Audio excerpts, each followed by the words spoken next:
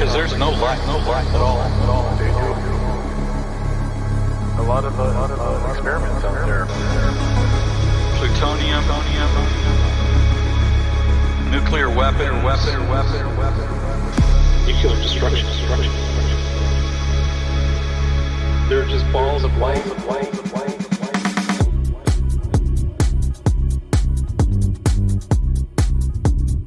There's a ghost in the house.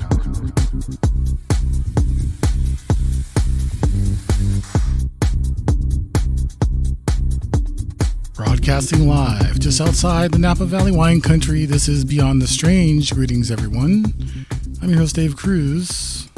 Thank you for joining us this evening. It is Sunday, December 1st, 2019. Dang, it's almost 2020. Hope you had a great Thanksgiving this past week. We are broadcasting live on the Fringe FM this time. I believe so.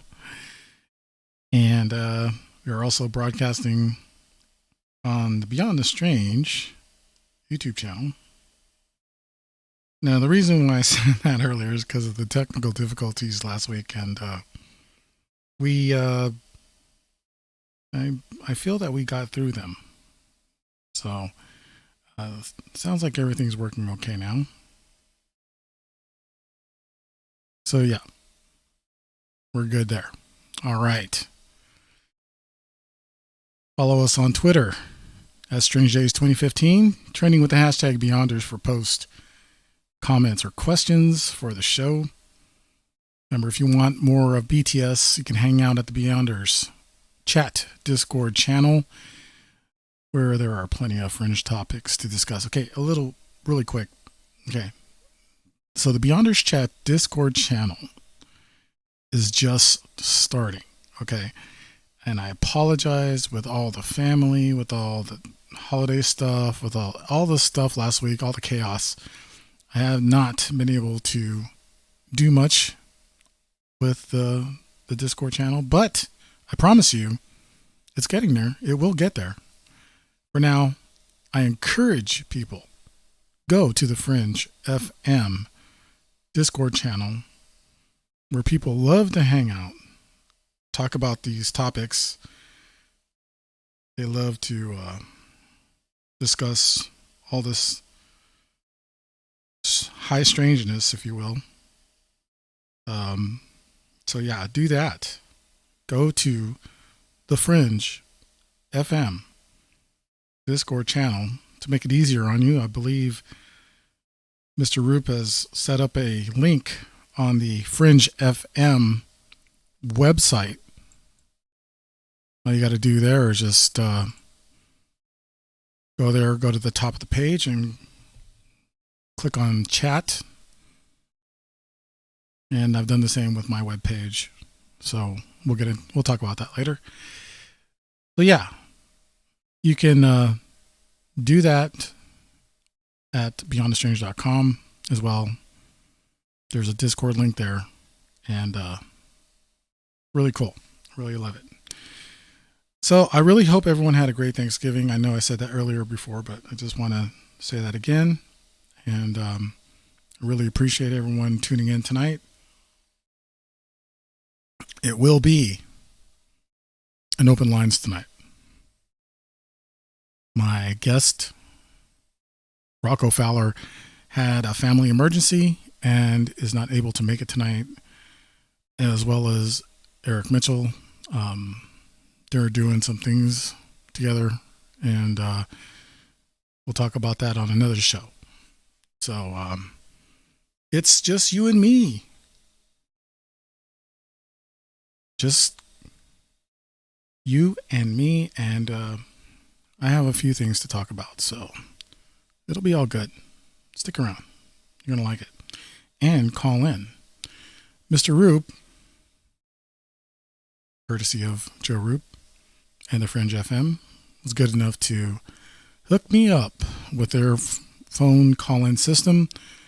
And that phone number is 1-800-588 0335. Again, that number is 1-800-588-0335. And I will continue to put that number out during the show for anybody who wants to call in and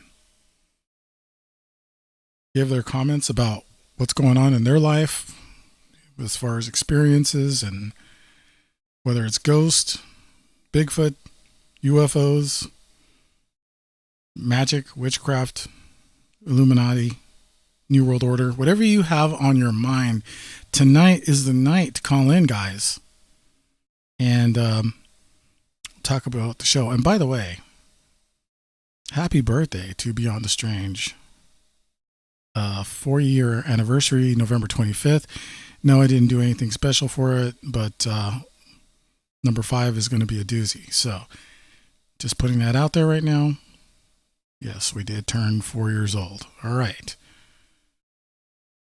Let's finish this up and we'll get to the topics. Okay. So make sure to subscribe to Beyond the Strange YouTube channel. And remember to set your alerts to receive new notifications of videos and live streams. Please hit that like button.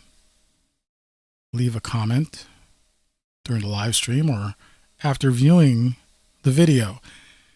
You can also find the show's social media on Facebook, Instagram, all under Beyond the Strange.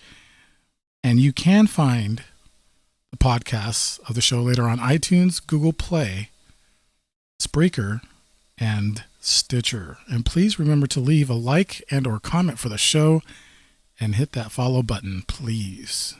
Tell everybody, all your friends, your family, get Stitcher, get iTunes, Google Play, Spreaker. You can hear the show. Spread it around. It's all good. Keep checking the Beyond the Strange website for future updates, merchandise, giveaways, and prizes. Please show your support for the show by donating to the show. There is a Support Us tab. You can click on that. We really appreciate it. Believe me, everything goes back into the show. Guys, we really could use your help. I know it's the holidays. I appreciate people like Russ Bailey, who has supported this show from almost day one. Right, Russ? But now Russ has been a big supporter of the show, and I'm really glad to call him my friend, and I hope he's feeling better. So we got Michael Jordan, by the way, in the YouTube channel chat room, and K28. Haven't seen K28 in quite a while. K28, thank you for joining us. Really appreciate you being here tonight. Bill Alm, how you doing, Bill? Good to see you there. And yeah, Russ Bailey did sign in. He signed up for the Beyond the Strange Patreon. Thank you very much, Russ. That is truly awesome. I really appreciate it. And yeah, this is really cool. So thank you very much, Russ, for doing that. What do you have in Discord? Let's see who's in Discord. The Discord channel tonight. We have Catalina. What's up, Catalina? Good to see you. Jose, how's it going? Fringers, I guess. Nah, these guys are awesome. They are true supporters and listeners of the Fringe FM. So thank you very much.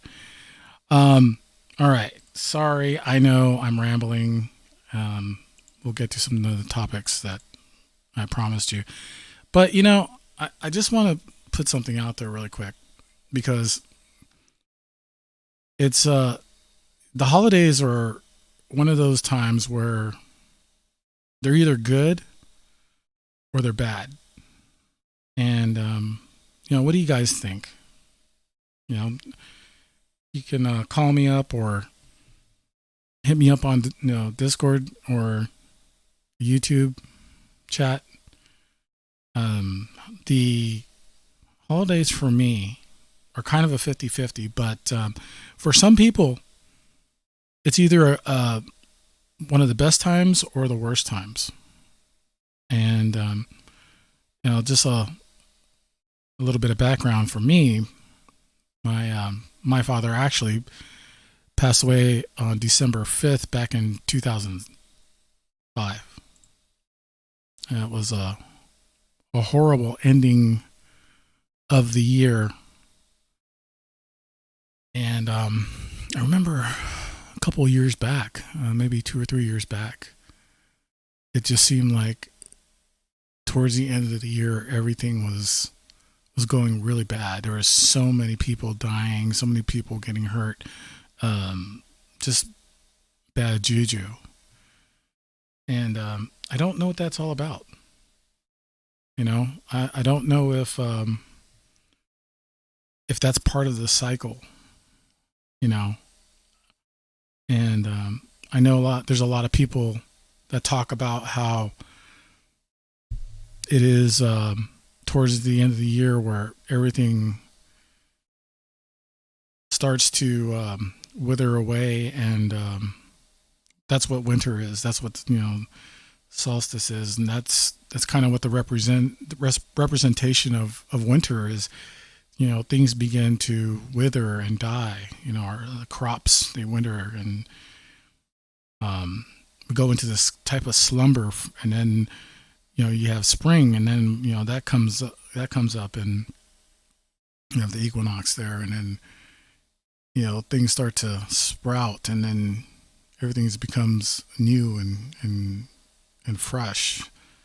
So it's quite esoteric, I believe. But this thing with my father, it really, really stuck around for quite a while. It still does, It's just gotten better, but it's still there, and it still hurts. But life goes on. We definitely have things in our lives that happen. And anyways, I don't want to bring anyone down. I just know that for some people, it's not the best of times, but think about the people who are in your lives today. That's what matters. Your family, your wife, your husband, your kids, mother, father, siblings. That's what I like about the holidays, because that's when you really, really get to be around them, and you get to enjoy life. So remember that. As a matter of fact, the grandkids are coming this week. Me and Deb are going to have a great time with them. They're visiting. So I am so happy. I really am, that we get to spend time with them. And, Catalina makes a good point. Some folks aren't strong enough to endure a hard winter and holidays. But that's what we got to do sometimes. So with that, I really wish the best of holiday seasons for everybody listening to the show right now. And, we will do this 1 week at a time and every day on the Fringe FM. All right. So what do I have for you guys tonight? Well, I got a number of topics. Something very interesting happened last night. I don't know if anybody caught the headlines, I want to say, on social media, but apparently there was a loud explosion. It woke up in London. It woke up a lot of people. This happened, let's see, where are my notes? Okay. My notes. Thousands of people were awoken by a large bang, which was heard all over London and the home country counties. The huge explosion, which had been confirmed as a sonic boom, from RAF planes. Left home shaking at around 4:20. 4:20. There you go. With many reporting hearing police sirens afterwards. The Metropolitan Police said there was no cause for concern. Fearful householders have described hearing a massive boom, which led them to think something horrific had happened. Police said in a statement the loud bang heard throughout the North London and surrounding areas was the result of a sonic boom from RAF planes. There is no cause for concern. Windows and houses shook, and the force of the explosion was felt on every side of London, and some as far afield as Cambridge, nearly 60 miles away, so that they had heard it. 2 Typhoon jets were scrambled after an aircraft lost communications in the UK airspace, causing a sonic boom heard over the southeast of the country.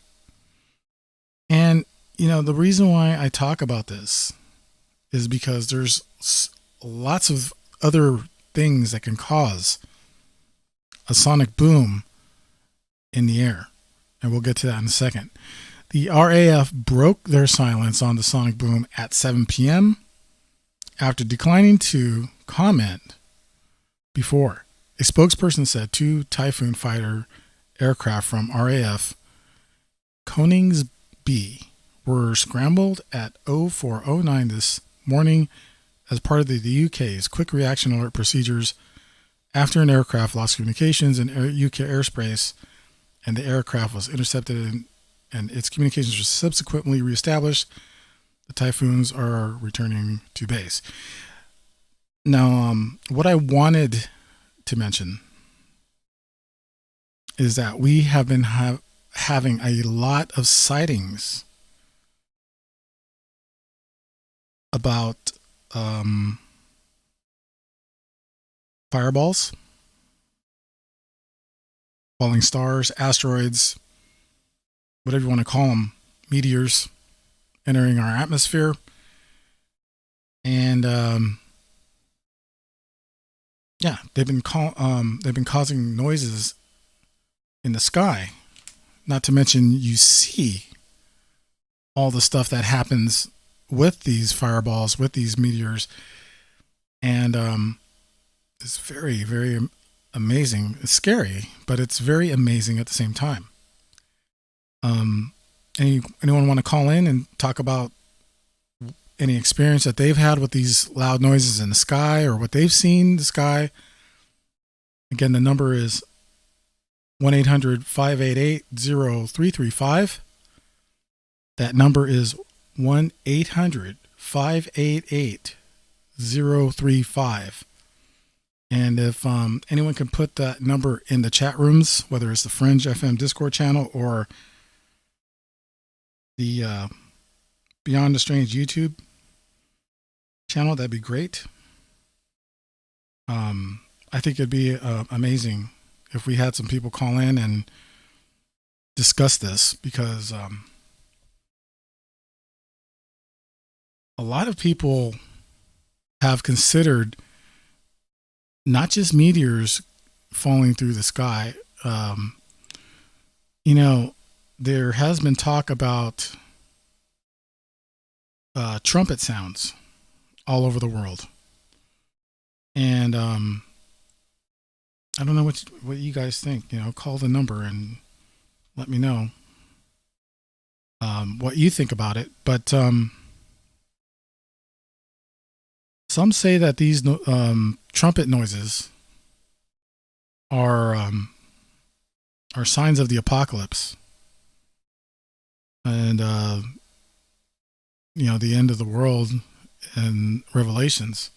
I don't know where you guys are, religious or whatever you want to call it, but I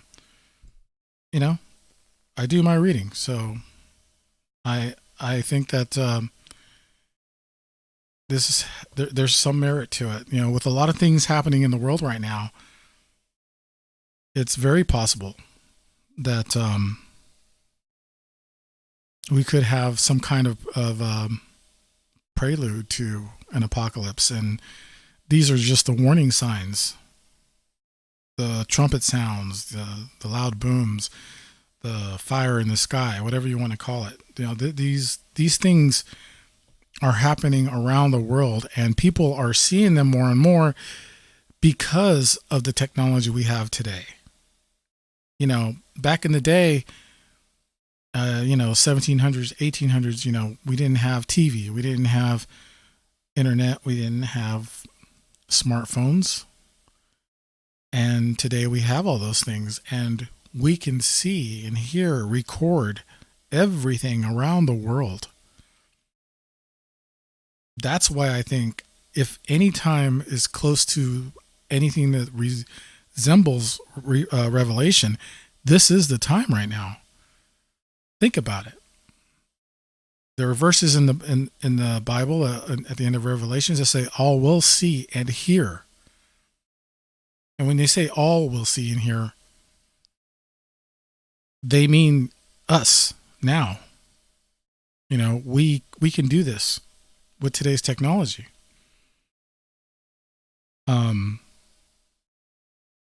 There's an article in the Express.com, .uk, that talks about these asteroids and these trumpet sounds. It comes in and says that a Bible scholar has shockingly claimed to the Express that an asteroid heading towards Earth has a far greater chance of striking than originally predicted, and when it does, it will be fulfilling a prophecy at the end of the world that would be the Wormwood comet or meteor, if you will. And they call it an asteroid. That's got to be what can destroy this planet. Apophis 99942 is a 370 meter wide near Earth orbit space rock that continues to pose a destructive threat. Initial observations from the Space Agency in 2004 revealed a probability of 2.7% that it could strike Earth in 2029. But additional observations later ruled this date out, claiming it would pass through a gravitational keyhole, setting up potential future impact in 2036. Now, this is just a recent article. It's talking about how it's possible it could strike the Earth at 2029. And there's a lot of different dates on here, but what I want to get to my point says, however, biblical scholar, Tom Horn sensationally claimed that Apophis could strike in less than 10 years from now, making the end of the world eerily on Friday the 13th. How they got that number, I don't know. That is pretty cray-cray. But nevertheless, the claim comes ahead of the release of the Wormwood Prophecy, a documentary which Mr. Horn promises to lay bare the apparent evidence he has uncovered. Mr. Horn believes the Bible warned of such events. He added he intended to disclose the facts that are stranger and scarier than most people can comprehend, and it is going to shake the public to the bone. This involves a cover-up of highest order by national space agencies, including NASA. You guys want to get in on this conversation? Phone number is 800-588-0335. Once again, that number is 800-588-0335.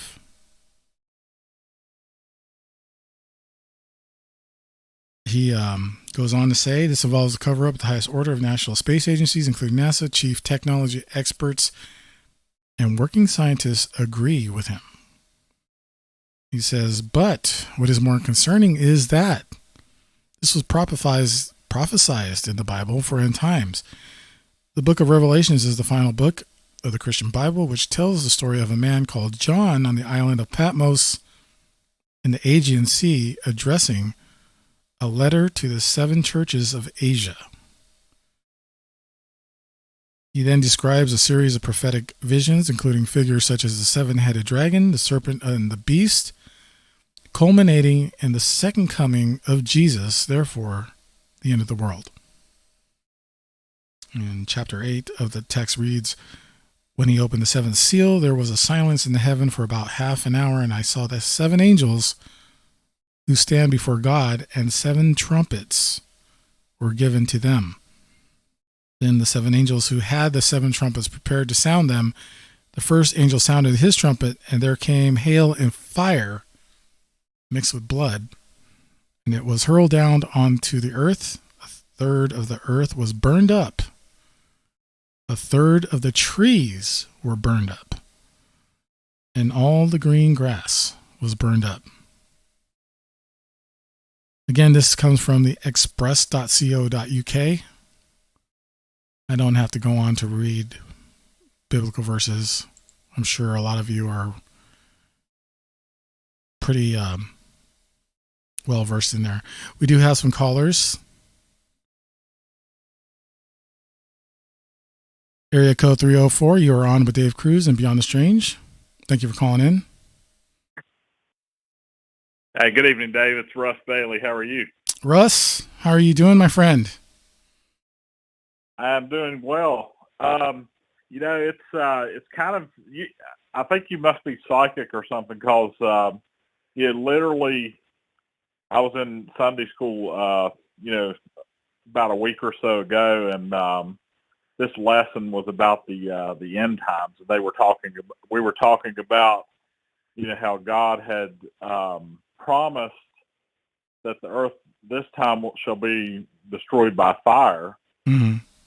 And, I had a discussion with my pastor, and we both agreed that we don't think it would be, nuclear war or anything like that. But, we seem to think, it could be asteroid that will, ultimately destroy the earth, I think. Mm-hmm. Yep. So, it's kind of, it's, no man knows when it will be, but like you said, you will see, the signs in the heavens, earthquakes in diverse places. I mean, we have, tons of earthquakes all around the world now, and you hear about it all the time. Right. So, yeah, I mean, we even recently, about a month or so ago, had a small tremor about 45 minutes north of me in West Virginia. So, I mean, you never hear about that, in the East that much. Yeah, I agree with you. It seems like there's more tremors, more smaller quakes happening around the country, and that weren't there before. I have an earthquake app on my phone, and that thing's constantly going off. I have it set to like 3.0 magnitude, and that's nothing to sneeze at. That goes off quite a bit. So it just seems like there's a lot more quakes happening today than before. I agree. I have that app also, and it, at least goes off once or twice a day. And, something else we saw a lot this year are, really strong hurricanes. I mean, I forget one of the name of the ones, but I mean, it completely destroyed the Bahamas, and then they just kept coming through in the fall. And, it's just, it's a trying time for everybody, I think. Everybody, there's a lot of sickness around. Earthquakes, natural disasters. It's a real trying time. I'll be glad. Me personally, I'll be glad to get out of 2019 unscathed. Hopefully. Yeah, I know, man. And a lot's happened this year, and I know for you, my friend, you've gone through some things, and God bless you, man. You're definitely in my prayers, and I really appreciate all your support, Russ. You just come through all the time, and I want to thank you for that. Oh yes, sir. I absolutely appreciate you taking my calls and having me on the show. Really enjoy the program. Look forward to it every Sunday night. Thank you, my friend. Don't know if you've had a chance to check this out yet, but started watching a series on Amazon Prime called Hellier, and it's about the Kentucky Goblins. It's really interesting. Oh, I think you nice. should check it out. Okay. Yeah. Definitely will check that out, man. Thank you very much. And have you been able to do any investigations with Black Sky Paranormal? Lately, with the issue with my foot and everything, I've kind of shut it down till past the end of the year. Mm-hmm. Hopefully, going to try to do Brown Mountain Lights maybe March or April. Investigate that. I really enjoy the UFO aspect.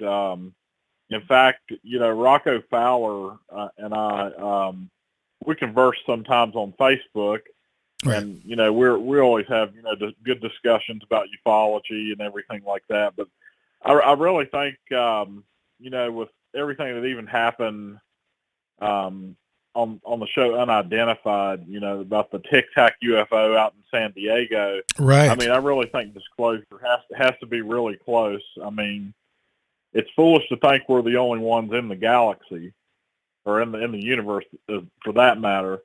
But I really think disclosure is really going to be close soon, and we're going to see a lot more information come available. Yeah, I think you're right. I agree. And you know what? I would love to go out and check the Brown Mountain Lights. So I'll keep in touch with you, my friend. Maybe I can make it happen. Go out there. Yes, sir. That sounds great. And join you. Oh yeah, I'm looking forward to it. Hopefully, once we get through winter, and we're supposed to get snow tonight, so I'm ready for a little warmer weather already. So I bet you are. Thanks again, brother. I appreciate it for calling in tonight. Yes, sir. Just wanted to say Merry Christmas, Happy Holidays, and Happy New Year to you, Dave. Likewise, my friend, to you and the family, and I'm sure we'll talk again very soon. Yes, sir. Have a good evening. You too. Russ Bailey, everyone, from Black Sky Paranormal. Like I said, he's awesome. He's always supporting the show, and he's just a great guy. And we've had him on the show a couple times, and I value his research above a lot of people. So thank you again, Russ. 406, thank you for hanging in there. You're on with Beyond the Strange and Dave Cruz. Hi, Dave. Happy Thanksgiving weekend. If you need to go to a break, I can hang on. No, we're fine. We're fine till the top of the hour. Oh, it's the top of the hour. Okay, great. So, great. So did you have a good Thanksgiving? I did. Thank you very much. I hope yours was just as nice. Yeah, just finishing off the leftovers tonight. Made turkey soup for the week, and so yeah, it was rained super hard here. I'm in SoCal, and the next day was unbelievably gorgeous, just something out of a fairy tale book. So that's when I know that there's hope. Right. When you go through this incredible storm, and then the next time the sun's out, it's like beyond pretty, because it hardly ever is what you could call pretty outside, Yeah. Where the sky is just this incredibly blue, the Mm-hmm. white puffiness of snow on the mountain. I remember seeing that when I was a kid, but not with our climate changing control, whatever you want to call it. It's not always, there are a few days like that through the years. So those are days that people should know that that's what gives us hope, that there's there are. I think humanity has the ability someday to have a life like that, where it's always magical and pretty, Yeah, I do agree and with not that. always, the trials and tributes of Armageddon. I was going to bring up something. My understanding of the trumpets, the booms, and all that. Mm-hmm. So I've experienced a boom before. I was out kind of central California, but more inland, so kind of below Mammoth area, that desert, high mountainish area. And I heard booms out there once, and I was out by a hot spring, so there was nothing out there, and there's just like, it was almost like thunder. It wasn't like a boom boom. It was more like, because I know what roaring thunder sounds like, and that's what it sounded like. It sounded like a roaring thunder, and it was, talking about blue skies out there, just pretty blue skies, no clouds, no wind, just this roaring thunder. I was like, what is that? And so I've done my own research on it, and there are different theories out there. Mm-hmm. That there are underground bases, and so there's things going on down there, whatever that is, that there's possibly ET wars above us. That could be going on. Yeah. And then the third is the earth changes. The earth itself in the magma. Like, we don't really know we know what an earthquake sort of sounds like, but we can't even imagine like the inner earth. Do you think maybe the magnetic poles shifting have something to do with it? Yeah, that could be. And by the time that rumbling gets to the surface, it could be more at a higher tune, which would sound more like a trumpet than a roaring, volcano. Interesting, yeah. Or something like that. So I think it could be one of those things. I think it could be all of those things. Yeah. I find that very, very fascinating, all that. And as far as the meteors and all that, I mean, the research that I've done on the solar event, the solar flash, my own gut feeling is that the end of the Mayan calendar wasn't just the end of the way that they kept time. I think it was the end leading up to this solar event, meaning, the timing wasn't quite the same, quite right, because it hasn't happened for us yet. But, as far as I understand, keeping time changed with the Gregorian calendar. It was like in the 1600s with Pope Gregory. So the way we keep time was actually changed as far as calendar goes. So we're not in sync with what really, in my feelings, with the Mayan calendar. So we could be still, that could have happened a little earlier with the way they said it. I don't. So 2000 was wasn't actually right. synced with the Mayan calendar, or 2012, and we could our be off a little bit. Calendar got still messed up. Mm-hmm. Yeah, we're off. They weren't, but we are. Right. And so I think it really was them telling us that that's the end of the Earth cycle for this the solar flash to come, and it's cyclical. That's what I tell people. I mean, it's just it's how the Earth has to heal itself through cycles. But then everybody goes, well, what's going to happen to us? That's the big scary thing, right? Nobody talks about that. They just like, well, what's going to happen to us? But there's a lot of good information and theories out there, that I've heard from other researchers and showing from ancient texts and paintings and statues and stuff that, there were groups of ETs that came and, they wanted to call them chariots or thrones or pictures of them, but actually they're probably ships, and that they depicted, picking people, humans, whatever, off the planet, which makes total sense, right? And that's leading up to the whole disclosure part of we shouldn't fear good star brothers and sisters, that they have technology way ahead of us Oh, sure. and can actually interplanetary travel, then when the event comes, then, you're ready. And that's the way I look at it. I look at, I'm sure that if you told somebody 1,000 years ago, oh, yeah, you're going to go to this place called an airport, and you're going to get in a plane and fly, 500 miles an hour over there, they'd think you're insane, right? True. Yeah.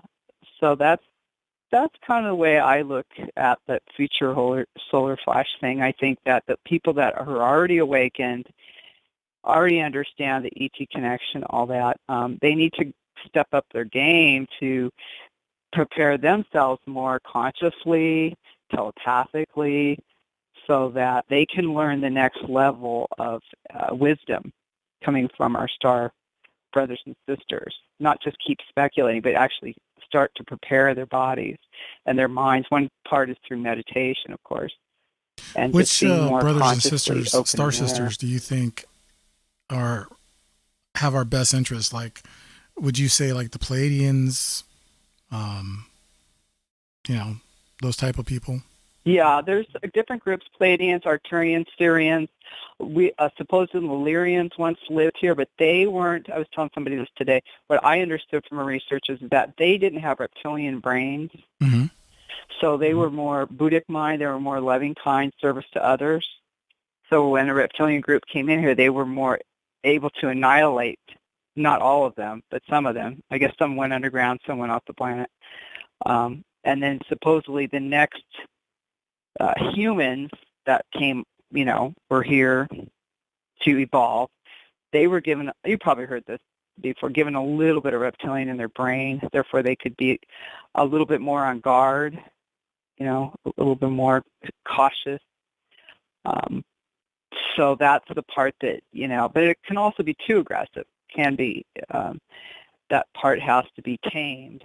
But also, it's that whole concept, I think, is really, really fascinating, because it's kind of like the balancing of the yin and the yang. Do you want to be totally passive, or do you want to have a little bit of your guard up to protect yourself, right? I can understand if that was the way they felt that the next level of your humans had to be on this planet, so that after the solar flash, and then, the Earth washes itself, and then plant life comes back, and animals and all that, it gets recreated again, right? Then the next batch of humans that come on here, what will they be? Will they have no reptilian in their brain? Will they be already a super higher advanced, even more than the Lyrians? But yeah, going back to what you're saying, I connect more with the Pleiadians, because so many indigenous tribes throughout the Earth at this time felt their star family came from the Pleiadians. Yeah. Many different indigenous groups. Yeah, definitely see that in the indigenous people. Yeah. And, right. There was a book that was written a while back ago, but it was based on fiction, but the message itself was pretty interesting. It was called Mutant Message Down Under. I don't know if you ever heard of it. But the gist of the story of the book was that the Aborigines were disappearing on purpose. That they were not multiplying anymore. They weren't procreating. It wasn't, maybe not all Aborigines, but like a big tribe, a big group of these Aborigines in Australia, in the outback, and because they see what's happening to the world, and they don't want to be part of it, and they know that the destruction is coming. So it's interesting. A lot of people don't take the time they really need to go back and look at the history of indigenous people and how they lived. I just find it fascinating and very informative. Yeah, they had a more telepathy with the natural resources, whatever it may be, rocks or plants, water, animals. They had more of a, synchronicity with them. Mm-hmm. So I don't think it was always quite the struggle that some people, like I just got done reading a book about the Hopi Indians. That it was written in the 1950s, and so the Indians that this author was talking to at that time were like 90 and 100 years old. Mm.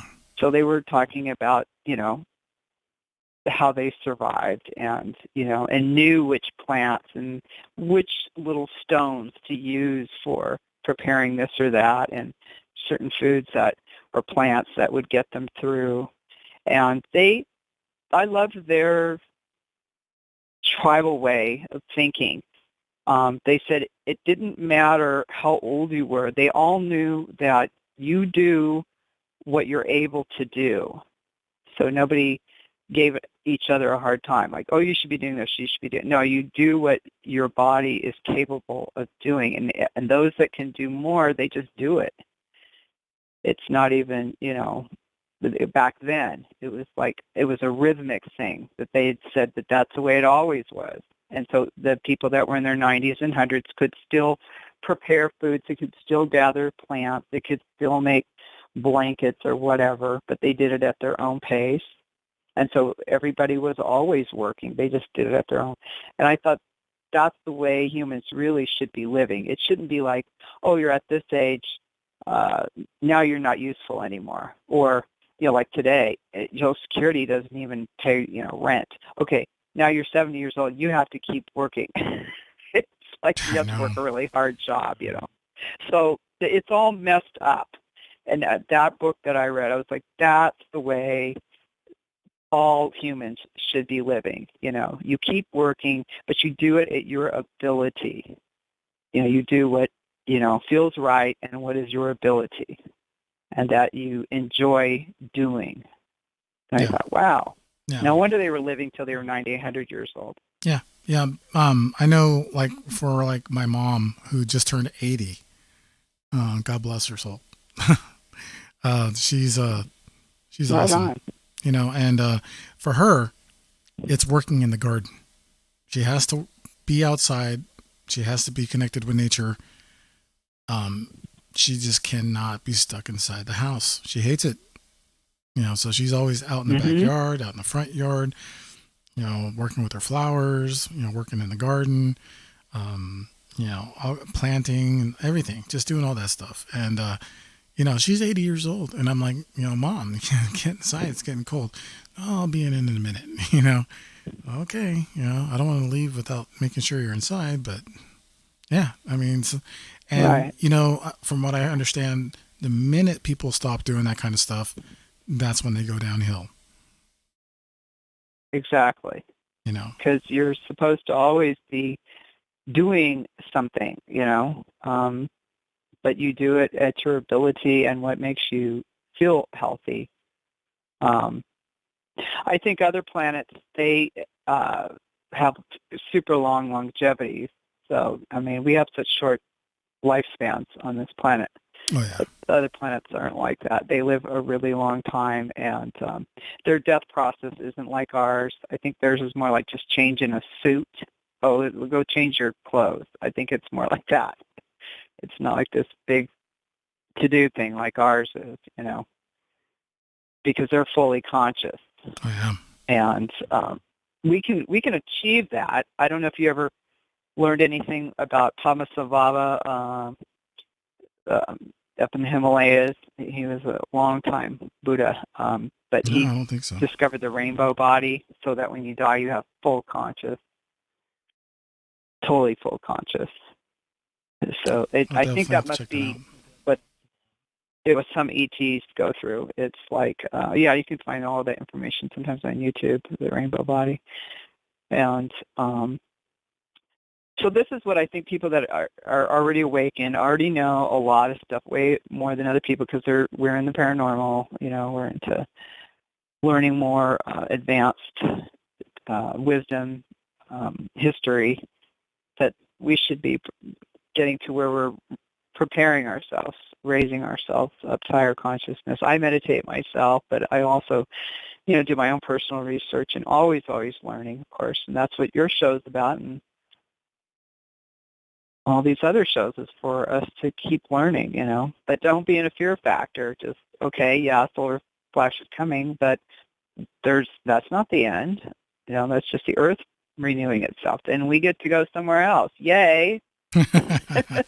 As one person said, I was reading. I don't know if they were in the secret space program or what. They're like, oh, there's lots of planets like Earth, and some of them are 4 times the size of Earth. Can you imagine a pristine Earth that's 4 times the size?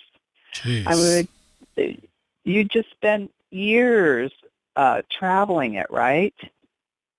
And just seeing different places because it's gigantic. I mean, that's how I keep my mind. I keep it that far conscious. Well, I really hope in we a have a little longer bubble. lifespan on that planet. Oh, yeah, definitely. Well, supposedly the ancient Atlanteans on this planet lived 1,000 years. Mm. They lived 1,000. They didn't do hard labor. They had androids that did all of the hard labor. They did what they enjoyed doing and were advancing probably technology. But they lived 1,000 years. They knew how to use the whole artificial robotic thing properly. I guess until, I don't know if a war came upon them. Some people like to say, oh, they had mad scientists and their karma brought them down. But it could have been more that they got into, there was another E.T. war. That makes to me way more sense. It does. But yeah, what I understand, they were like 1,000 years, and they didn't do hard labor at all. That's fascinating. So to me, that's like the highest advanced form, don't you? Oh, yeah, definitely. And I was just going to mention, because I always, go back to, the Christian Judeo Bible. And, back in Genesis, people were living to be like 1,000 years, back then.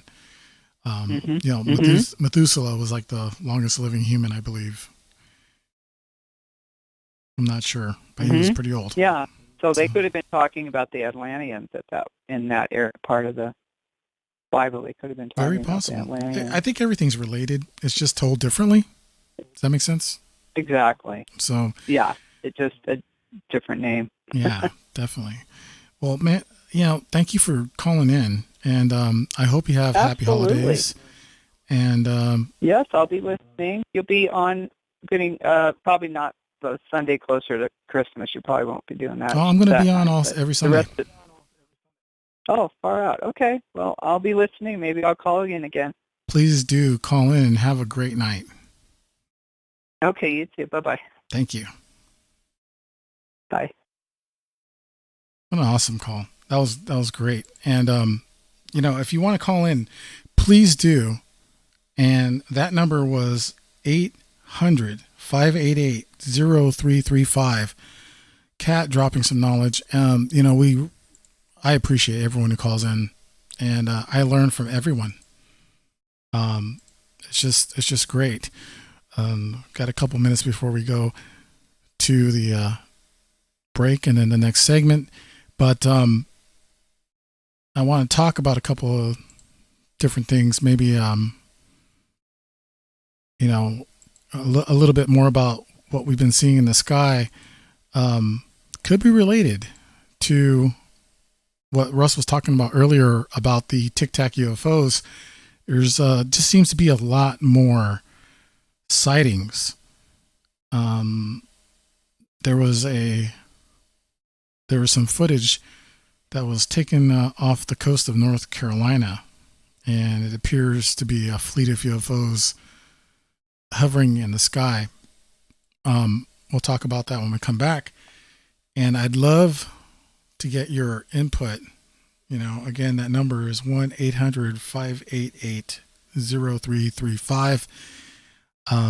I'll make sure it's in the chat rooms, the Discord and the YouTube. And, this is a good time to call in and, voice your opinions and, be heard amongst the people. I mean, there's thousands and thousands of people who have access to the show and are listening. And, I appreciate everyone, each and every one of you. I appreciate you listening to the show right now, that tune in every Sunday. Unfortunately, my guest couldn't, make it tonight. And, we were going to talk a little bit about, his experience, which is not necessarily positive, being visited by extraterrestrials or beings, or we don't even know. They could be demons, leaving marks on his skin, doing some just high, strange stuff around his house. There's been black ops helicopters hovering over his house. And this is being documented by a researcher as well. And hopefully we'll get him back on the show. He's been on the show before, actually. It was under Sean Fowler, but he has gone to his real name. He's come out and said, I don't need to go under a different name. And now he is revealed that his name is Rocco Fowler. You can find him on Facebook. And his investigative researcher that is with him documenting goes by the name of Eric Mitchell. I'm sure you've heard of him. He's very well known in the paranormal field and the UFOs and experiencers group.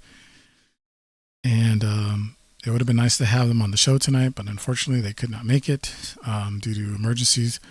And so that's something we'll have to reschedule. But tonight we have you, the listener, and whatever you've experienced, please let us know what's going on with you. 800-588-0335. We'll go ahead and just go to the break right now. When we come back, we shall talk some more about the high strangeness going on in this world. This is Beyond the Strange. I am your host, Dave Cruz, and we'll be back right after this. Don't go away.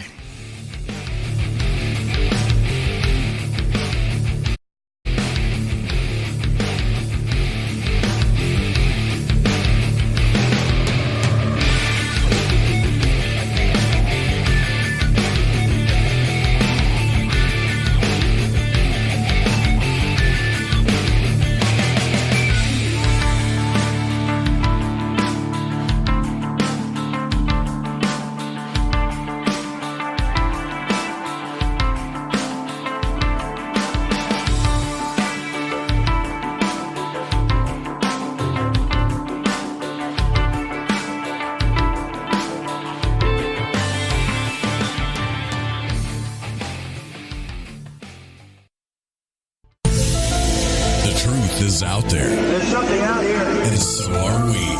KTOK Digital Broadcasting, The Fringe FM.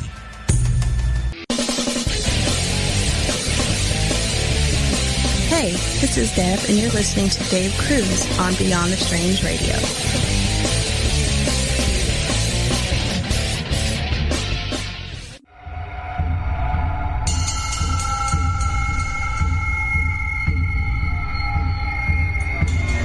I warn you, this could scare you, as the sound bothers me to listen to.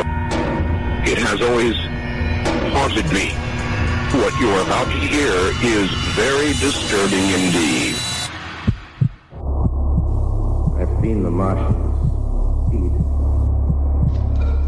What in heaven's name is it? I don't know.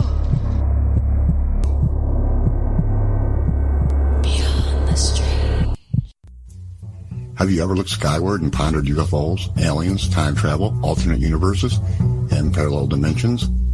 Want to explore paranormal activities, ghost hauntings, various cryptoids, such as Bigfoot, sea and lake monsters? Greetings, Beyonders. I'm author Casper Parks, and you are listening to Beyond the Strange with host Dave Cruz. Help spread the word by posting links in forums and social media. Available at Speaker.com, YouTube, and Google Hangouts.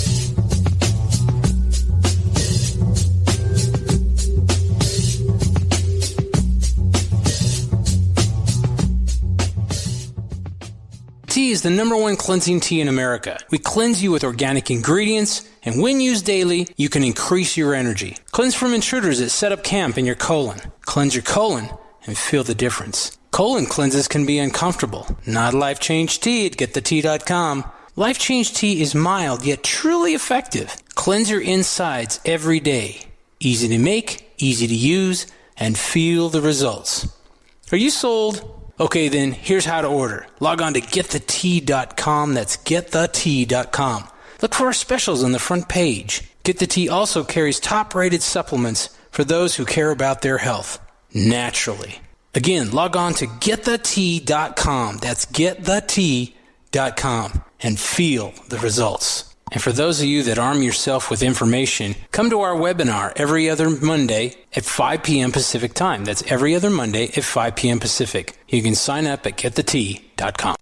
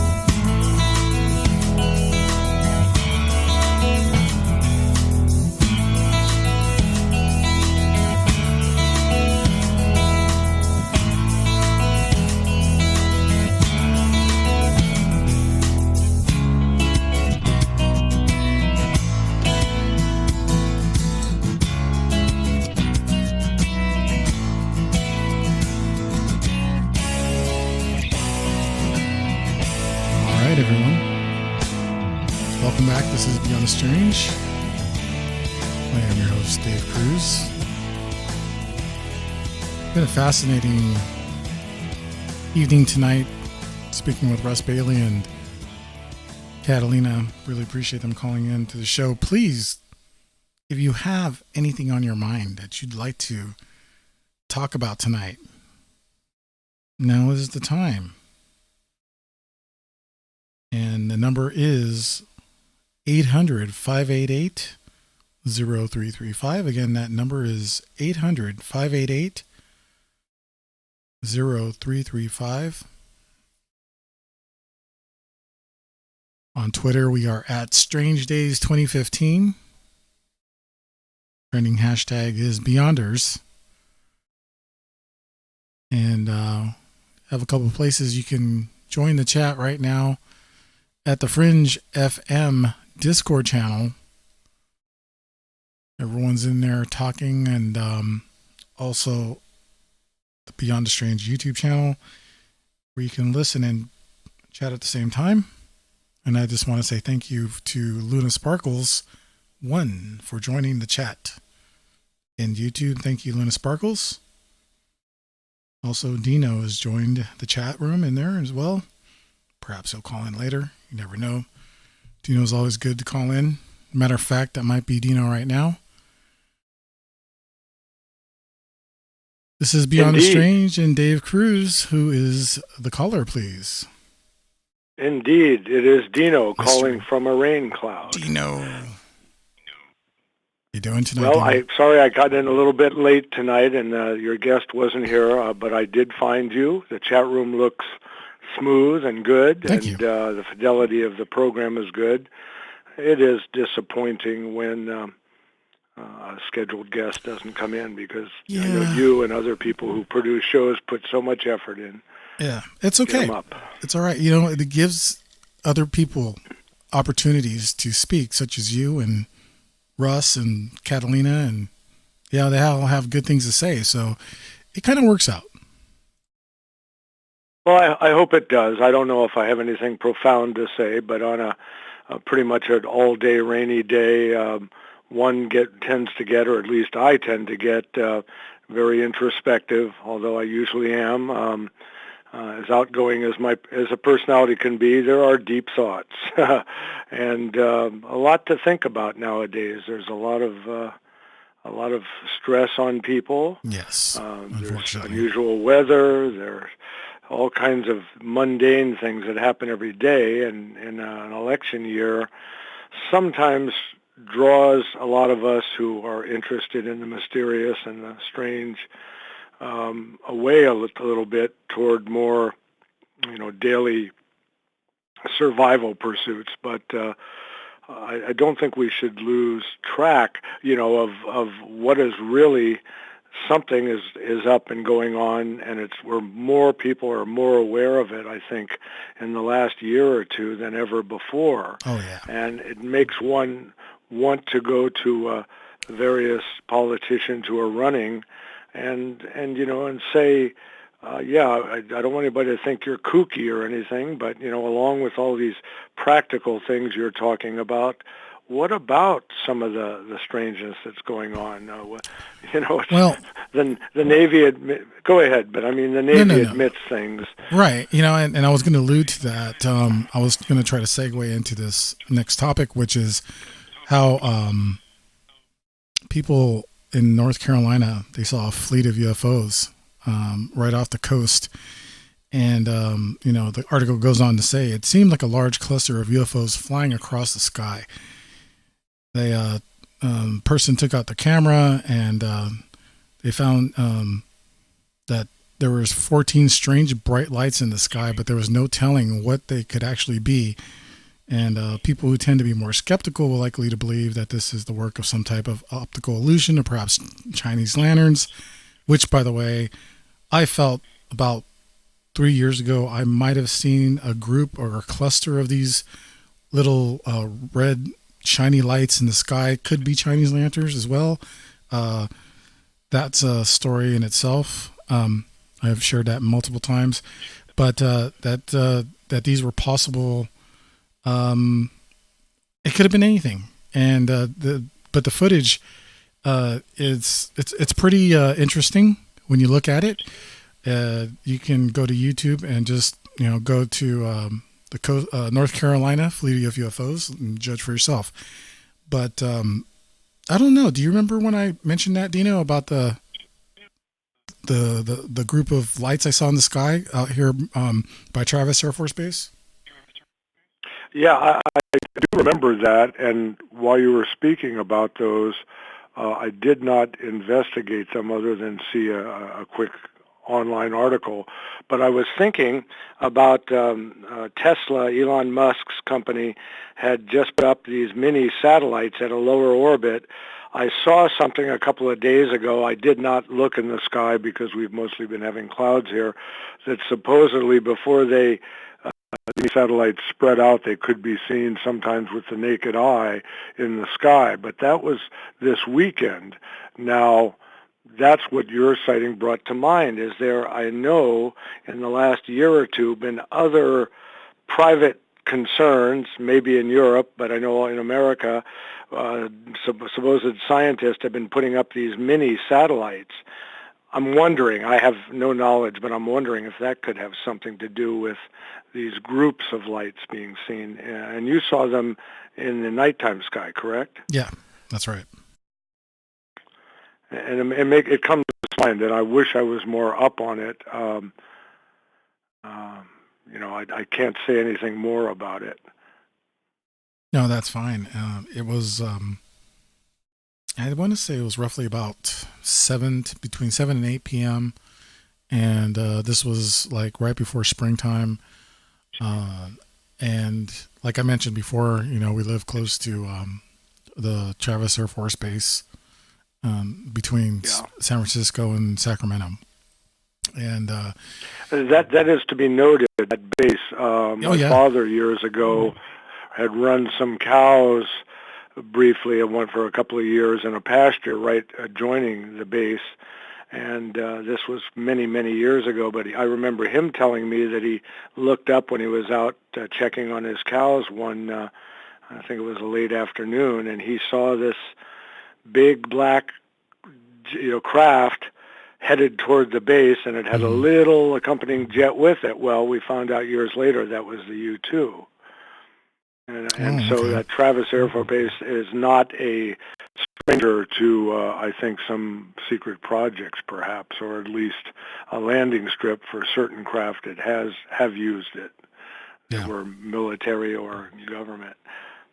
Or who knows, maybe something else. It brings to mind Mr. Bigelow, and his Bigelow Industries, and we know, anybody who's followed that he's been tied up with all kinds of secret government contracts for years. So there are things he knows, and he didn't care what was that, a year or was it 2 years ago when he was on 60 Minutes, and he told the reporter straight to her face that he knew that there were ETs out there, and when she said, "Don't you think that'll kind of hurt your image?" And now Bigelow he is said, tied. "I don't give a damn." Bigelow is tied to Skinwalker Ranch, right? Well, I think at one point he had ownership or interest in it. Supposedly, we never know. We on the outside never learn much, but supposedly a different interest owns it now, and he sold it. But for a while, he was doing something there. Mm. Yeah. But that. Oh, go ahead. That comes to mind that with so many things happening, it's like it's been accelerated the last few years. And someone like myself, coming from, what training I did have was more in the empirical scientific method.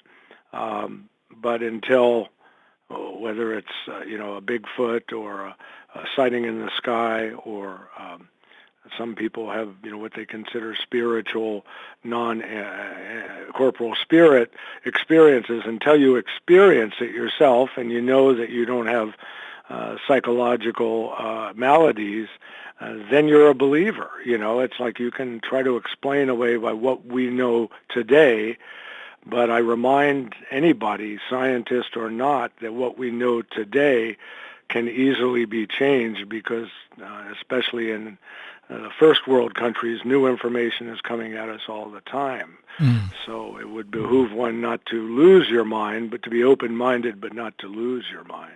You were talking about Elon Musk earlier, and I know they unveiled the, was it the cyborg truck or something like that? Cybertruck. Oh, Cybertruck. I want one. That's one of the few material things I've wanted in years. I really like it. Nice toy. Yeah. I think beyond a toy, I think it's very pragmatic. If it does what he says it will do, no paint to worry about, number one. I mean, I don't work for them, but it looks like it has tremendous torque. You get the four-wheel drive version. Mm-hmm. I can't afford that much now, but the second level, they have 3 levels of trim, and the second level is a four-wheel drive. First one is a two-wheel, that it can pull a 5,000-pound, or I think it's 12,000-pound trailer. The fact that you can bring 6 people in it because it doesn't have a transmission, so you can carry people, and yet you still have, from what I understand, a 6.5-foot bed. So it's a work truck too. I mean, I really am excited about it more than I was about some other electric cars, including the S. I think it's a very practical vehicle. I'm giggling because they say that the orders. Go ahead. I'm sorry. What's that? No, go ahead and finish your thought. Well, I was just saying that because even Tesla is reporting that they've already had like over 100,000 orders. You only have to put $100 down to reserve. That's a tremendous response just in the first week. Oh yeah, it's huge. It's definitely it's major. It's it's definitely a game changer, so to speak, when it comes to this kind of vehicle. I saw something really cool where the Cybertruck was actually pulling a Ford 4x4 and pulling it uphill. Mm-hmm. It was I saw something afterward where people said it was rigged a little bit. That, I wouldn't be surprised. That they didn't give you the specs of what of what the F-150 was. Was it the basic trim? Was it the big motor? But still, that aside, and even with the window getting crushed by a ball, and it was later explained that the engineer hitting it the door twice with a sledgehammer, which you would probably not do in the real world, that put a hairline crack in the window, and that's why it broke. But as Musk pointed out, as embarrassing as it might have been at the reveal, he said it didn't go all the way through. And believe me, if you're whether you're driving it on a construction site or just going down the highway nowadays in California, there's always some idiot shooting at cars, it seems now, on the freeway. I would feel a lot more secure in that Cybertruck. Absolutely. No, I was giggling because Jose and the Fringe FM Discord channel was mentioning polygons, nothing but polygons. So I thought that was pretty funny. It is a very jagged looking truck, but it's pretty cool. And It doesn't bother me, I mean, sometimes you can find some things ugly, but for a practical work, vehicle that would be recreation or work, if it does what they say, hey, if I had the money, I'd get rid of my truck now. I mean, it does everything I would need to do, and when you get up to the second and then the top level, almost 500 miles range, there goes your excuse. Some people say, oh, electric vehicles don't go far enough. And I might add, I just got a new electric mountain bike that from the same company that I had bought my first one from 3 years ago online, and they're breaking price records. And this new bike, is so much more powerful. It went from a 350-watt pedal assist motor to a 750-watt. It's got a better battery, a better controller, and it's got these 3-inch tires, and we're nicknaming it the Beast now. I've only had mine 2 weeks. Nice. And this thing also, just 2 years ago, the best batteries were going maybe 20 miles for an electric bicycle. Some other more expensive bikes go more, but you're paying $3,000-$4,000 for those. Right. So for a bike that's under $1,500, my new bike supposedly can go 30 or 40 miles. So again, this is going to take cars off the freeway for when you don't. I still enjoy my vehicles, but when you don't need them, and I really see it as an electric world. That being said, the one thing that I have to complain about is in California, at least, the way that our utility, which is a monopoly, is being run, this PG&E, and that electricity for the 21st century must be seen the same as a right to clean air or clean water, and that it must not be for profit anymore because we have a horrible grid that's going on now. It hasn't been maintained, and it's open to attack on many levels, including solar flares or electromagnetic pulse, as David Adair was a spokesperson for about a year or two ago, and Congress still did not pass. He said, I forget how many billion, it might have been like $68 billion to fix the entire U.S. grid so that it would be hardened, so that it would be up to date, so that everybody could have the energy they need to thrive in today's society, but it still has not been done. And he said it's not that expensive when you consider how much is spent on our military. And by the way, they lost several more trillion recently again, just like after 9/11, right? Yep. I'm sorry. I had the cough button. Yeah. Oh, okay. Well, okay. That's no, okay. I agree we didn't hear you cough. Yeah. Well, that's the whole point. Didn't want no one to hear me coughing. Yeah, and I totally agree with that. By the way, the inspiration for the new bike wouldn't have to come from our friend Brad Olson, would it? No, actually, this was previous to that. I know Brad, but this is a guy named Saunders. He's down in Malibu, and he's a little engineer who's I've met him. He's a small developmental engineer, actually the guy who developed the first Happy Meal toys or something, and he is a surfer, and he apparently had some 3 or 4 years ago had some minor surgery where he couldn't he lives close to the beach in Southern Cal, but he couldn't quite get there, and he couldn't ride a regular bike, and he said, hey, these electric bikes are expensive. I'm an engineer. I can just take parts off the shelf, doesn't need to be fancy, and make it for cheap. And he did. I bought the first one back in 2016, was it? And people were screaming and yelling, saying, oh, he's going to take everybody's money and run. You can't build an electric bike as cheaply as he's selling it for. He won't be in business. And lo and behold, I got the delivery. And then within a year, he came out with a different model, which was improved. And now he's got 2 or 3 models, including one you can fold up and put in your trunk if you're a commuter, and then take it out and unfold it. And now he's just come out with this mountain bike version that is the most powerful that he's had, and it's at a price that's 50% or 25 to 50% lower than all the other electric bikes that you can buy in bike stores and online. So, technology moves on, and I might add, lithium batteries have become the new 21st century oil. Well, that's what worries me. Then we get into politics. That's what worries me about all these electrical devices is they are battery powered. They do last a while, but in the end, how do we dispose of the battery debris, if you will? What is it going to do to our environment? And, to what degree is it going to cause issues? But, again, it is cleaner. It is cleaner than our fossil fuel vehicles. Well, I agree with Elon Musk. He's not a perfect person, but I like his vision and his example for the electric cars and whatever else he's going to develop. I guess the rockets aren't all electric yet, is to put solar panels everywhere so that you don't have extra pollution. You don't need to build extra power plants to power all these transportation devices coming to the fore now. But what I wanted to mention, and you're correct, we still nuclear people, still some people pushing nuclear power plants because they say overall they're safer, blah, blah, blah. But we still have the waste to deal with.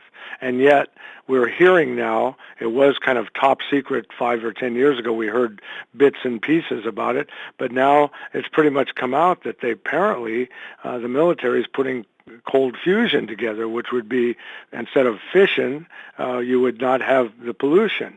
But my point with the battery, the lithium is the king now, but I saw something just recently that a laboratory is, at least they're leaking it. I think we have even better technology, but they're calling it the solid state battery, which they say could do away with lithium. But either way, you have to deal with waste, whether it's nuclear or oil. The oil pipelines ruining the Native American and our lands, that's leaking already in the central United States. But I want to go to Bolivia. This also is how the politics come, about how the 1% who do run the world are planning things years out. And what's going on in Bolivia now? Well, Jesse Ventura was the first person to warn me 2 years ago. He said, Bolivia has vast lithium deposits. And guess what's happening politically this week? They're tearing Bolivia apart. The U.S. Army's in there, and other countries are in there because they're all jockeying for that lithium to control it, just like 100 years ago it was for oil. Yeah, that's. And so you see, the new technology drives politics. Yeah, that's the problem, is where you find, like either the money trail or where there's war, you're going to find interest of this country, unfortunately, and that's just too bad. Whether it's oil or uranium or lithium or anything like that, it always seems like our military, is involved somehow, and that's really a shame. But well, it is very so. Finally, in final word, I'd like to say, if I could, is that. We're in a presidential thing. I don't agree with people that a president can do nothing. It does affect some things we do, even though we know there are other undue above and below ground influences on how this country and the first world and even the third world is being run. But that being said, I won't get too political except to say that this Marianne Williamson, who's been going the political circuit to run for president, and yes, she's kind of a new age speaker, and she's very intelligent, and she comes across well, but she makes a point, whether you think she would be presidential material or whether she could deal in the cutthroat current day world of corporations and special interest.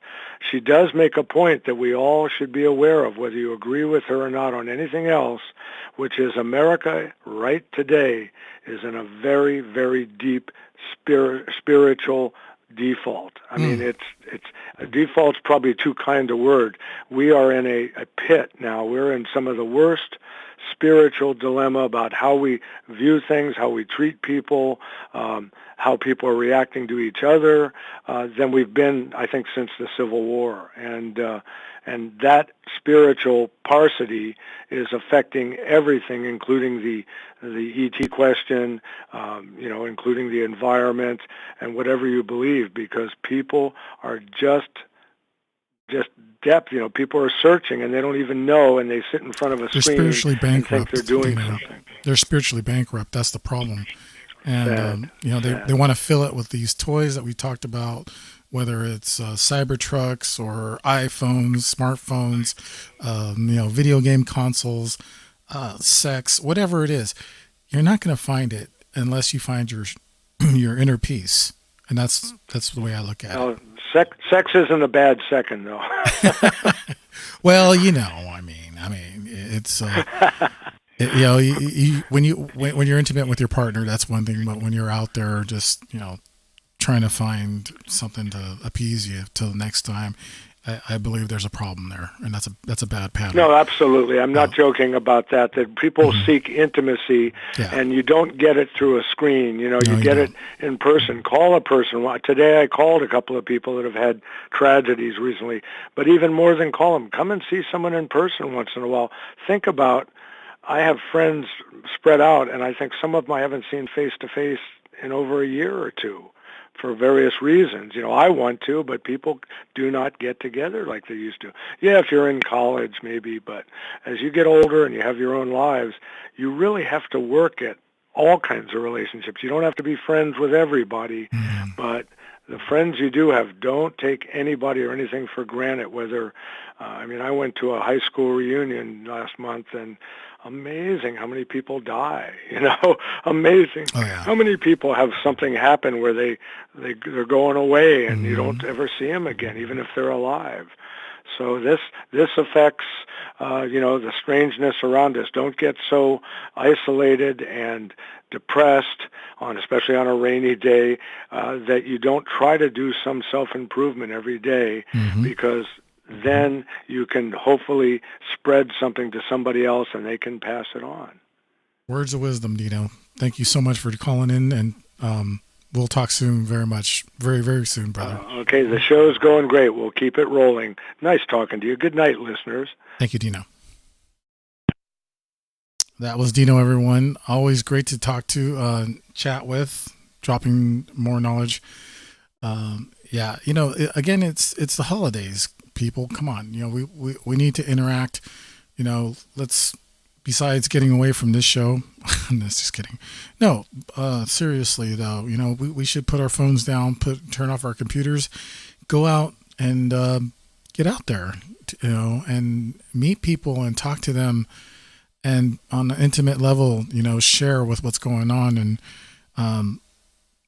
what Dino was saying about the spiritual bankruptness, being spiritually bankrupt in this country is in a pit, so to speak, of just not feeling is really happening out there. And I believe it is pushed by an agenda. I know I can blame everything on conspiracy, but no, seriously, I do believe that there is a shadow government, or a faction, if you will, that does want to corrupt our society, and they do it in every way possible. And it's endless. I can tell you the many things, and one day I will just go on and on and on about it. But for now, it is, in my opinion, happening out in the world where they're trying to take away our positive energy, and they feed on it. So yeah, that's something within itself. But what I want to talk about now for the last segment of the show, and again, you can call in at 1-800-588-0335. Again, that number is 1-800-588-0335. And this is an interesting part of this segment of this show. I want to talk about tonight something I saw about Google. Again, Google involved. Google plans to implant implants in the brain. This comes from a website called The Sun. I know it has been linked to a lot of satire, maybe, and not so well informed. Well, it's not mainstream media, let's put it that way. But no, I think I even saw something on mainstream media talking about this. Google Brain implants could mean the end of school, as anyone will be able to learn anything instantly. An expert believes that within the next 20 years, our heads will be boosted with special implants, so you won't need to memorize anything. Google Brain implants could mean the end of school, as anyone will be able to learn anything instantly, says artificial intelligence expert Nicholas Kyrinos, founder and CEO of Funtech.ai, says that technology could improve our lives and completely change how we learn.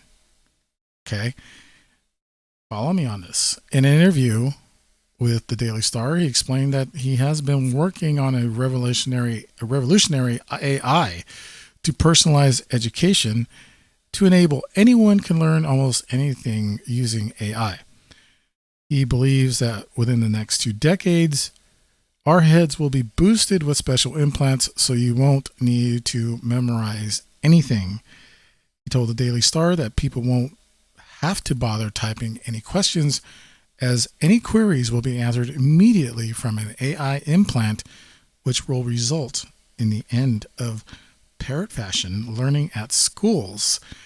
The expert, who has racked up more than 20 years of working with startups, adds, Google will be in your head, and that's not far-fetched. It'll be like having a really smart assistant that will almost think like you. Kyrinos believes that by using such AI, anyone between the ages of 8 and 80 will be able to learn almost anything at their own pace. He said that it would be personalized and improve over time. So the more the tech gets to know you, the more it adapts its teaching style, its voice, the time of day it speaks to you, all to optimize learning. So what do you think, guys? Google wants to put these implants in our brain. Sounds pretty safe, right? I mean, I don't know about you. I could see the pros to this and definitely the cons. And you know, what they were talking about, one way would be one thing to think about would be that it'd be instant learning. You know, don't have to waste so much time going to school, reading books, that kind of thing. You know, it's it seems like a great idea. You know, it sounds like it would be nice to just, you know, think of something and then it downloads right to your head. Kind of neat, or maybe not. Now, I wanted to mention this. Now, again, I see a lot of activity in the main hall. So, you know, I'd like to hear from one of you guys. I know Kat already called in, but you know, if you want to call in again, Kat, that's perfectly up to you. But 1-800-588-0335. Again, that number is 1-800-588-0335. Look, I'm not saying that Google hasn't been in our heads already. Think about it. Everything we do on the computer is being monitored. Everything that we say, whether it's Alexa, Google Assistant, Siri, think about it. Even when we're talking on Messenger, when we're talking through our iPhone, it's all being recorded. It's all learning who we are, how we think, what we do, what we say. Okay? So if that's what if they're doing that already, the next step would be to actually implant a chip in our head that would download our thoughts. Right? They're going to download. It's going to download our thoughts, and it's going to download information into our head just by thinking about something that we want to learn about. Right? I'm seeing some interesting conversations in the chat. Amandala says, but you still have private thoughts. The military, Sizza G3 says, but the military controls the super soldiers. Yeah, I mean, look, I don't want anyone to hack into my head. I think that would suck. But at the same time, what about people who can't learn? Does anyone remember the book Flowers for Algernon? The character Charlie. The man who was in his late 40s, who was a janitor at a, so to speak, maybe like a Google laboratory. In that character was very, very unintelligent. He had, of course, some kind of learning disability. And then after they did the experiments on him, he was well versed. He was very intelligent, super intelligent. It's the same story with Limitless. Also, the movie with Scarlett Johansson, Lucy. It's that kind of promise that it makes this so attractive that why wouldn't you want this chip?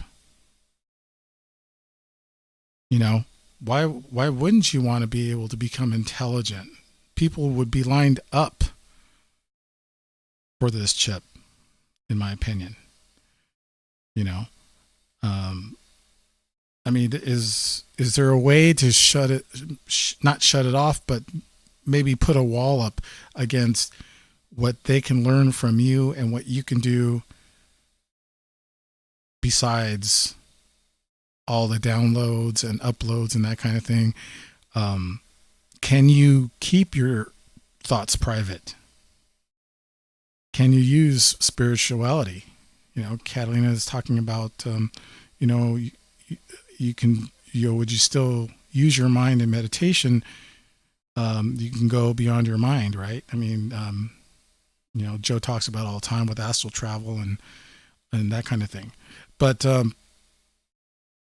once you get this chip in your brain, what does that mean? Because it's possible your body could be taken over. It's possible that, we can be shut off, but at the same time, whoever's in control can use your body to do whatever it wants, send it out on a mission, rob people, kill people, that kind of thing. And then when you wake up, you have no memory of doing it, but yet you did. It's kind of scary. I think it's attractive because who would not want to have that kind of power as far as being super intelligent? Seriously, I want to know what you think. 800-588-0335. That's 800-588-0335. The lines are open right now. Take your call as soon as you call in. We have some time for a couple of calls if you like.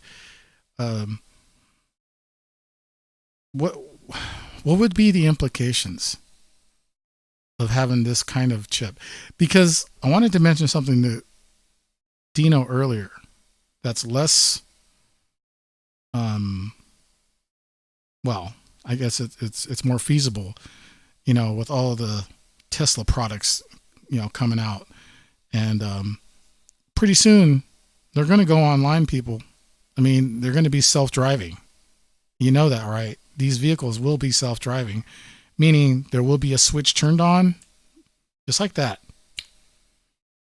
And we go to automated. You don't need to put your fingers on any controls on the steering wheel. It just drives and goes and does all the work for you. But at the same time, you're not in control. Can you live with that? I can't. I mean, I get ticked off when my wife tells me how to drive. You know what I mean, Deb. Don't get mad at me. But seriously, backseat drivers, other people shouting at you, you don't want to be told how to drive. So why would you want to give your control up for a robot? Yeah, you could take a nap, but you can also end up dead.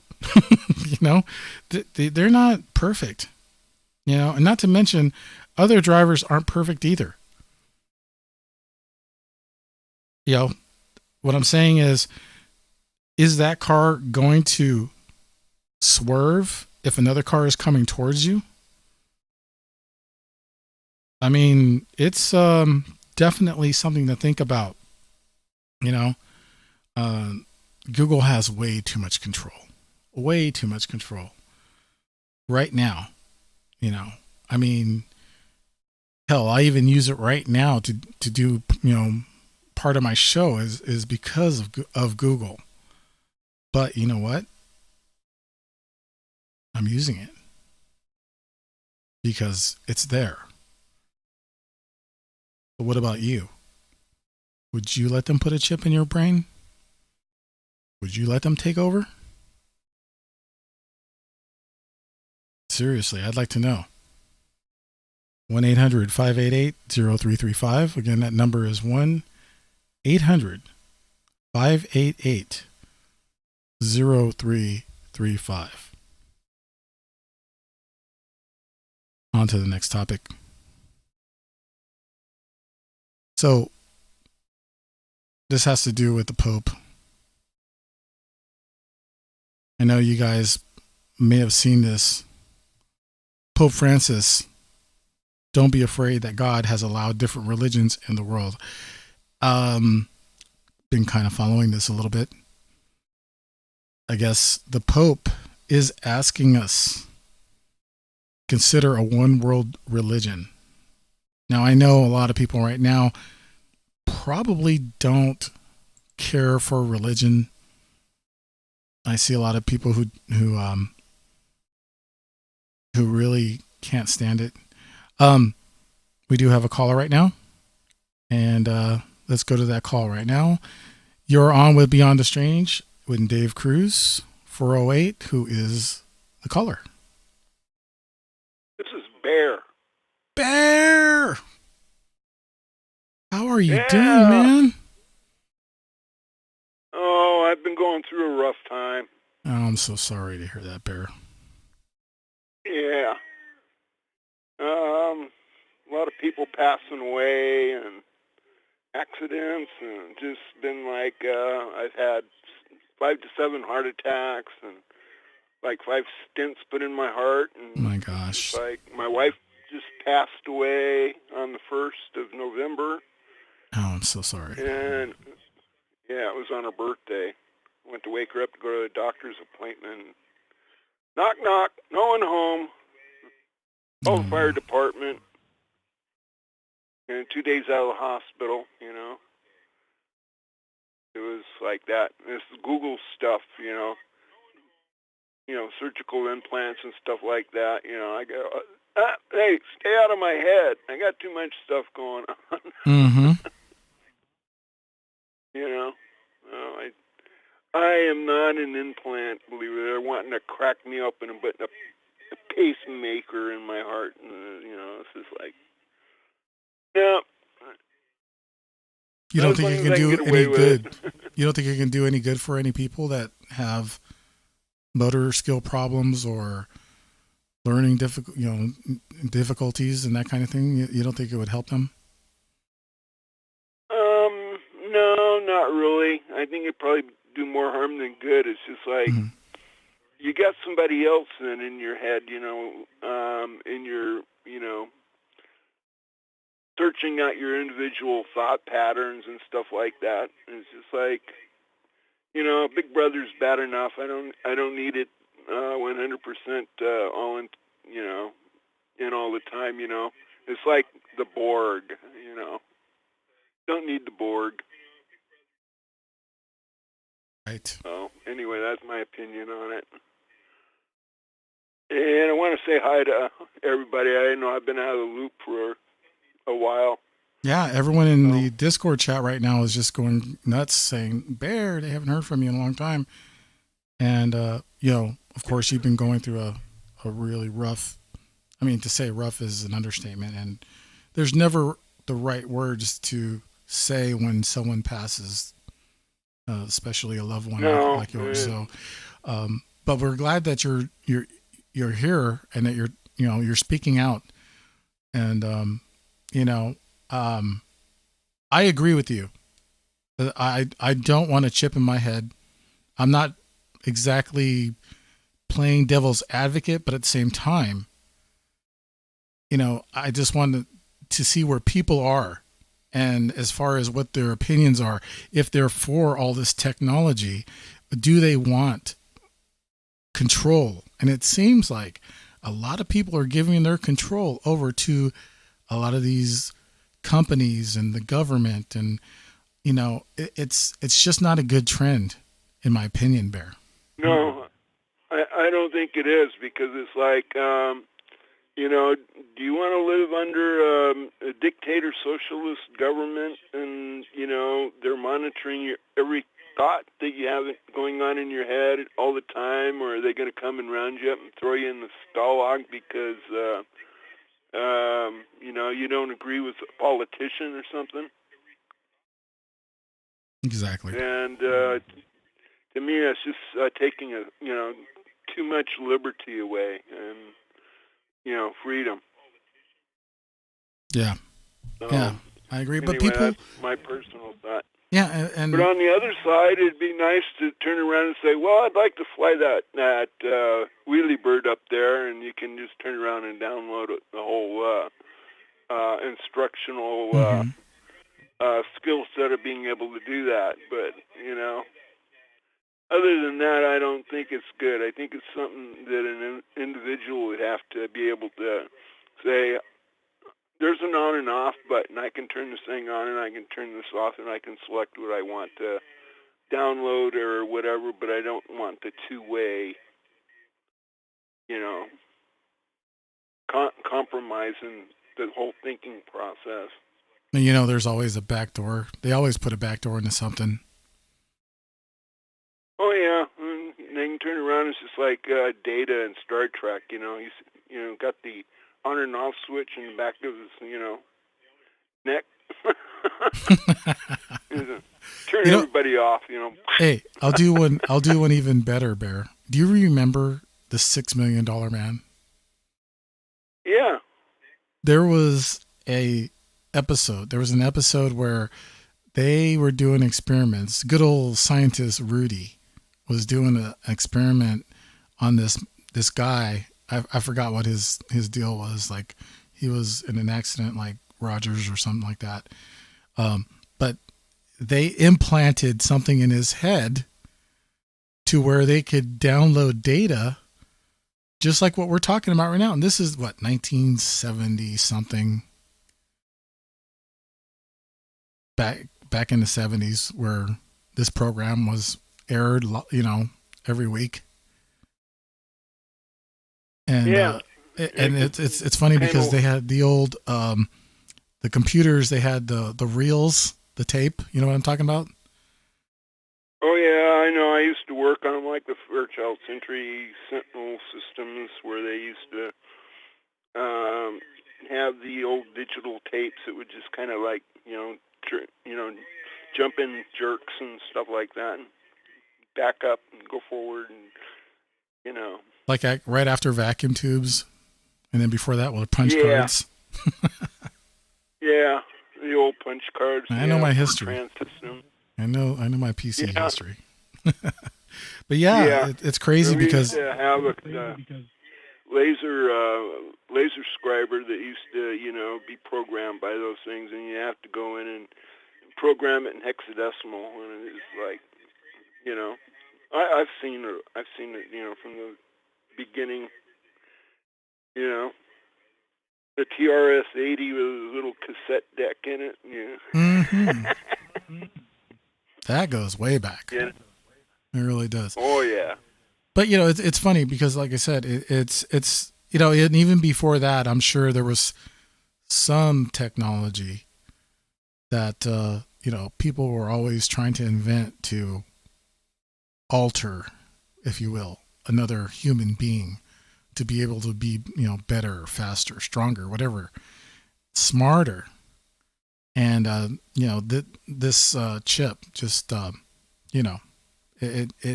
it calls to people, man. I mean, it really makes people think, well, if I had one of those, that would solve all my problems and blah blah blah. But they don't think about all the bad stuff that could happen to them.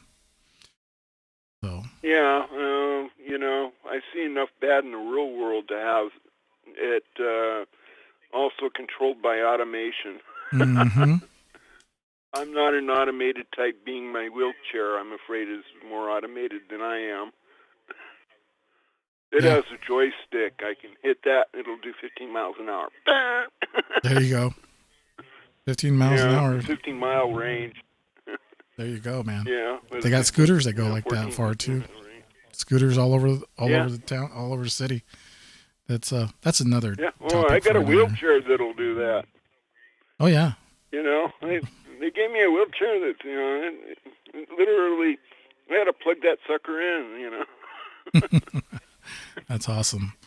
Well, Barrett, hey, thank you for calling in tonight, man. It has a screen on it, tells me exactly how fast I'm going and everything else. Right on. Okay, I'll catch you later, Dave. Bear, we will definitely have to talk off the air and just catch up, and we got a lot to talk about, man. Okay. Yeah, you got my number. Absolutely. Right? Yes, I do. I sure do. Thanks, bro. Okay. You take care. Happy holidays. Okay, bro. All right. Yeah, you too. All right, Hope thank they you. go smoother. Okay. Bye-bye. Bye-bye. Bear, everybody. Wow, that Bear brings back a lot of memories back into some of the other digital networks when they were first starting. They had talk shows like this, and I remember Bear would be in the good old Twitter, and with a bunch of us. It's funny because a lot of us came from earlier shows that we used to listen to, and in my opinion, it all goes back to Art Bell. Good old Art Bell. Never be another guy like him. And, but it's good to hear other people, like Clyde Lewis, who has an amazing show, Ground Zero, and our own Joe Roop with Lighting the Void, who does his show 5 nights a week. I can't imagine, man. I mean, I do my show, once a week, and, it takes a lot out of me only because I do so much other stuff not related to the show, whether it's family, whether it's work, whether it's something else.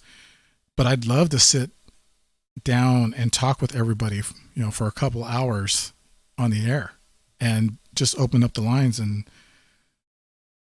learn what they have to say, because it's really amazing.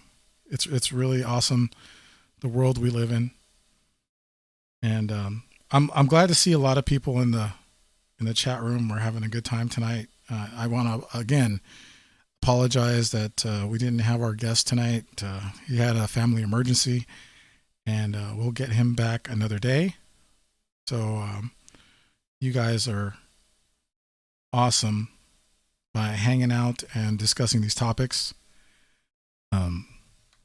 Anyways, the last topic I was mentioning was the one about the Pope, and he's calling for a one world religion.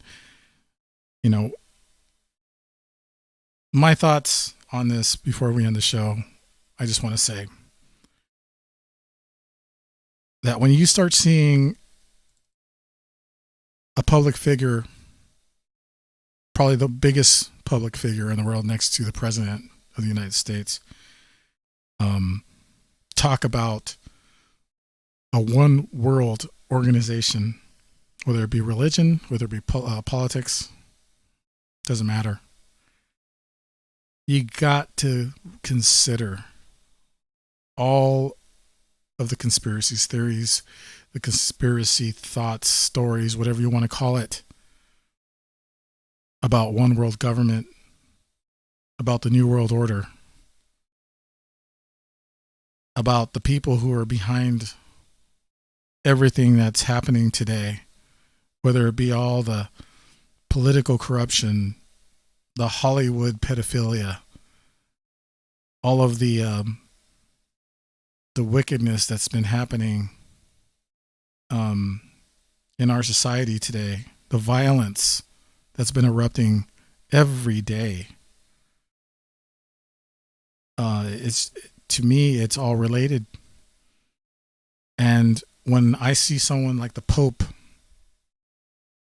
is calling for a one world religion to join this kind of chaos, well, that just doesn't spell good news to me, peeps. It really doesn't. And I really hope it doesn't go that way. Anyways, thanks again for listening, everyone. I really, really do appreciate you guys hanging out with me tonight.